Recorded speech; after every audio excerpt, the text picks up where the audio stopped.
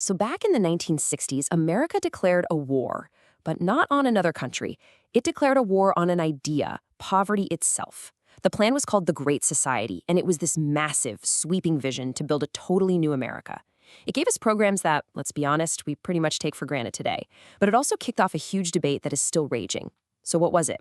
Was it America's greatest act of compassion, or was it the beginning of a fiscal nightmare? To really get it, we have to go back to the man who started the whole thing. And that was the dream, right there, from President Lyndon B. Johnson. LBJ took office right after JFK was assassinated. And he wasn't just looking to, keep the ship steady. No way. He wanted to fundamentally remake the country. He pictured this nation where poverty was basically a thing in the past and where justice was real for every single person. For him, this wasn't just policy, it was a moral crusade. And to make that vision a reality, LBJ launched what he literally called the War on Poverty. Now, this wasn't a war with soldiers and tanks. It was a war fought with laws, with new government agencies, and with a ton of federal money, all aimed at ripping out the very roots of poverty and inequality. It was, without a doubt, one of the most ambitious government projects in all of American history.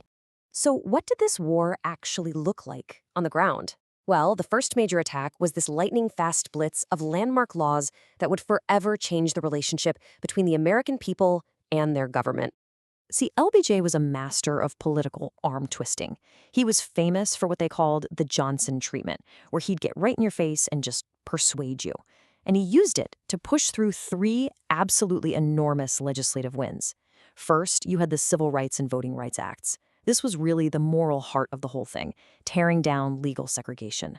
Then, boom, Medicare and Medicaid, creating health insurance for the elderly and the poor on a scale nobody had ever seen. And finally, the Education Act, which started pumping federal cash directly into local schools. To lead this whole charge, LBJ set up the Office of Economic Opportunity, and it rolled out a whole new arsenal of programs. And what's wild is how familiar these names still are today, right? You had Head Start, which gave low-income kids a leg up with early education. You had Job Corps, which gave job training to young people who were at risk. And then there was VISTA, which was basically a domestic Peace Corps, sending volunteers to fight poverty right here in America's own backyard. But just as the Great Society was getting up and running, a very, very different kind of war was heating up on the other side of the world, and it would threaten to swallow the entire project whole. And this brings us to that classic textbook dilemma, guns versus butter. LBJ made a decision that would change everything. He decided to pay for both. He funded his massive domestic agenda, the butter, while at the same time he was dramatically ramping up the war in Vietnam, the guns. And here's the crucial part. He tried to do it all without asking for big tax hikes. He was hoping the American economy was strong enough to handle both at once. It wasn't. This double spending put an incredible strain on the U.S. economy. The result? A massive surge in government debt. And when a government just prints money to cover its debts without the economy actually growing, you get one thing: runaway inflation. And that is exactly what hammered the American economy all through the 1970s. So, despite all that financial chaos, did the programs actually work? Did they win the war on poverty? Well, this is where the debate gets really, really interesting. If you just look at the numbers from the early years, the answer seems to be a huge yes. And this chart shows it perfectly. In less than 10 years, the national poverty rate dropped from 19% all the way down to 11%. We're talking millions of Americans lifted out of poverty. On paper, it looked like a total victory. So if the numbers look that good, why on earth did the Great Society become so controversial? Why are we still fiercely arguing about it today? Well, one of the biggest criticisms that came up was this idea of a poverty trap. The theory goes something like this. Imagine the value of all your government benefits, housing, food stamps, healthcare, is actually more than what you'd make at a low-wage job.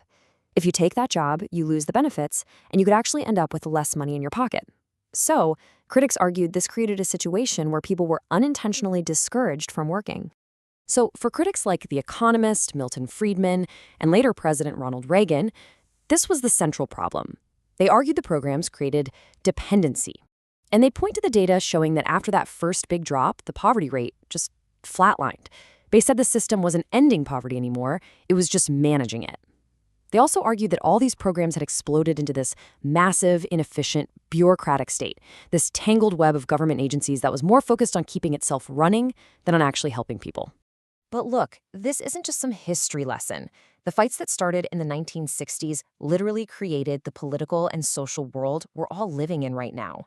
Their legacy is everywhere. It's really easy to think of the Great Society as some black and white photo from the past, but the truth is, it's all around us. For tens of millions of Americans, these programs aren't just some abstract safety net. They are a fundamental part of daily life. I mean, just think about it for a second.